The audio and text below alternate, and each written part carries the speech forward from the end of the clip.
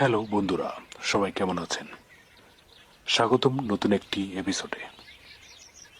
পৃথিবী যখন উন্নত প্রযুক্তির দিকে ধাবিত হচ্ছে, আধুনিকের ছোঁয়া যখন সারা পৃথিবীতে ছড়িয়ে পড়েছে, তখন পৃথিবীতে বসবাসরত কিছু জাতি এখনো উন্নত প্রযুক্তি তো দূরের কথা, পোশাক পরিচ্ছেদের ব্যবহার করতেও শেখেনি। তারা সেই আদি যুগের ন্যায় বন্য পশু আর ফলমূল, গাছপালা, লতা পাতা খেয়ে জীবন পার করছে।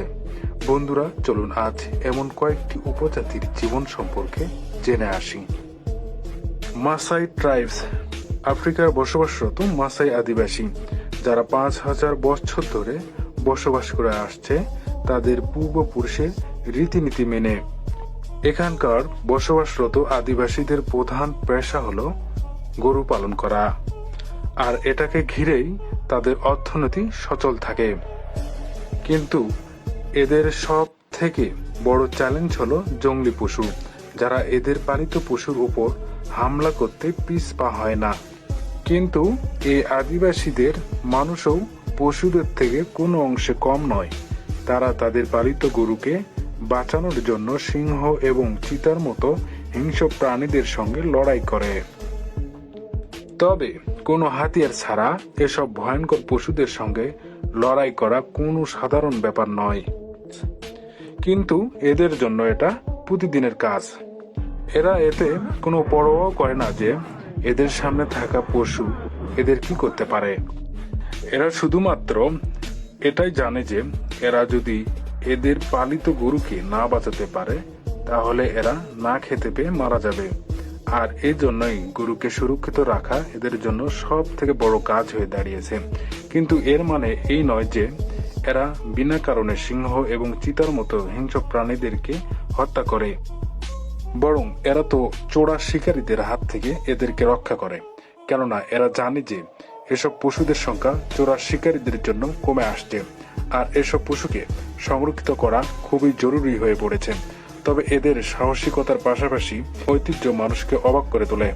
কেননা এ জাতিদের যখন কোনো মেয়ের বিবাহ হয়, তখন তাদের বিদায়ের বেলায় আনুষ্ঠানিকভাবে তাদের ওপর সবাই মিলে থুতু ফেলে, যাতে কনে পক্ষের আশীর্বাদ সব সময় তার সাথেই থাকে, সে যেন একটি সুখী পরিবার গড়তে সক্ষম হয়।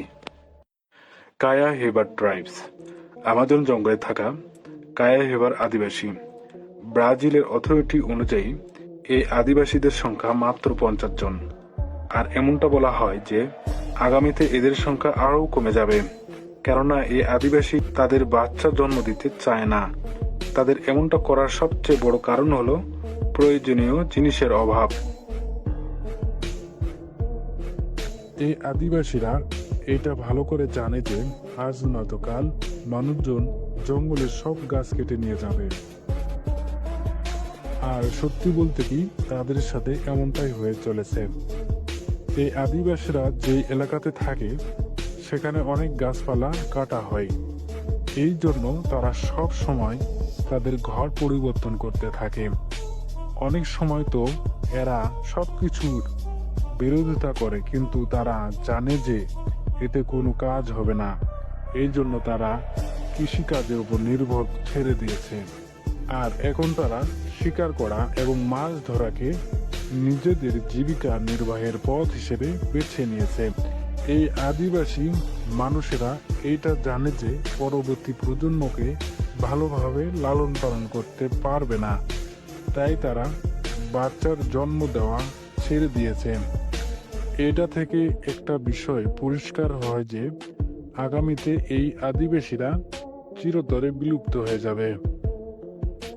কুর্বো ট্রাইবস, অ্যামাজনের রেইন ফরেস্টে বসবাসকারী এই কুর্বো নামের উপজাতি, যারা ব্রাজিল সহ পেরুতেও এদের দেখা দেয়। এই উপজাতির মানুষ নিজেদেরকে সুরক্ষিত রাখার জন্য অনেক বড় সংগঠন তৈরি করে, আর এই জন্য এরা ক্লাব ম্যান নামে পরিচিত। এই আদিবাসীদের সাথে আরো একটি জাতি থাকে যারা বাইরের জগতের সাথে পরিচিত। কিন্তু এই উপজাতির মানুষজন কারোর সাথে মিশতে পছন্দ করে না। এরা সব সময় একা থাকতেই বেশি ভালোবাসে। এই জন্য আশেপাশে যত আদিবাসী রয়েছে তারা এদেরকে খুবই অদ্ভুত মনে করেন। 1998 সালে যখন সভ্য জগতের দুইজন মানুষ জঙ্গলে যায়, তাদের মধ্যে একজন অসুস্থ হয়ে পড়ে, যাকে দ্রুত হাসপাতালে নিয়ে আসা হয়। আর যখন তিনি সুস্থ হন, তিনি জঙ্গলে তার সাথে হওয়া অভিজ্ঞতার কথা জানান। তখন তিনি পূর্ব উপজাতি সম্পর্কে অনেক তথ্য দেন।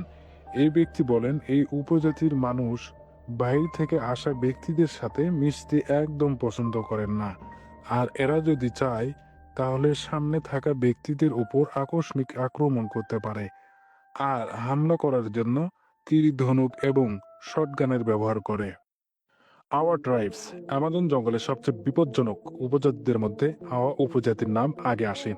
এই উপজাতিদের কাছে অনেক ভালো জমি রয়েছে নিজেদের জীবনযাপন করার জন্য, আর এই উপজাতিদের বর্তমান সংখ্যা 350 জনেরও বেশি। কিন্তু সবচেয়ে বড় সমস্যা হলো তাদের মধ্যে প্রায় 100 জন এমন মানুষ রয়েছে যারা বাহিরের মানুষদের সাথে একদম মিশতে চায় না, আর তারা খুবই ভয়ঙ্কর হয়ে থাকে। কিন্তু আপনারা এই বিষয়টি খুব ভালোভাবেই জানেন যে মানুষ যতই বিপজ্জনক হোক না কেন, ক্ষমতার সামনে কেউ টিকে থাকতে পারে না। আর এখন জঙ্গলেও ঠিক এমন রাজনীতি চলছে, যার আসল কারণ হলো আওয়া উপজাতির মানুষ যেখানে বসবাস করছে সেখানকার মাটিতে অনেক বেশি পরিমাণে লোহা পাওয়া যায়, আর ব্রাজিলের সরকার চায় এসব লোহা সেখান থেকে বের করে নিয়ে আসতে, আর এর জন্য এখানকার গাছগাছালি কেটে ফেলা হচ্ছে। এখানে থাকা উপজাতিদের তাড়ানো হচ্ছে। এই উপজাতির এক ব্যক্তি তাদের এলাকার গাছ কাটতে আসা মানুষদের বিরোধিতা করে, আর তখন সেই মানুষগুলো উপজাতির মানুষকে অনেক মারধর করে, তাও আবার চোখে কাপড় বেঁধে, কেননা তারা জানে যে এরা অনেক সাহসী এবং জেদি মানুষ। এরা চাইলে অনেক কিছুই করতে পারে। সরকার উপায় না পেয়ে পুরো জঙ্গলে আগুন লাগিয়ে দেয়, যাতে এখানকার আদিবাসীরা ভয়ে পালিয়ে যায় এবং তাদের গাছ কাটা সহজ হয়। কিন্তু এত কিছু হওয়ার পরেও এখানে থাকা মানুষজন তাদের মাটির জন্য লড়াই করে চলেছে। তারা তাদের রীতিনীতি অনুযায়ী এবং ঐতিহ্যের জন্য অনেক পরিচিত।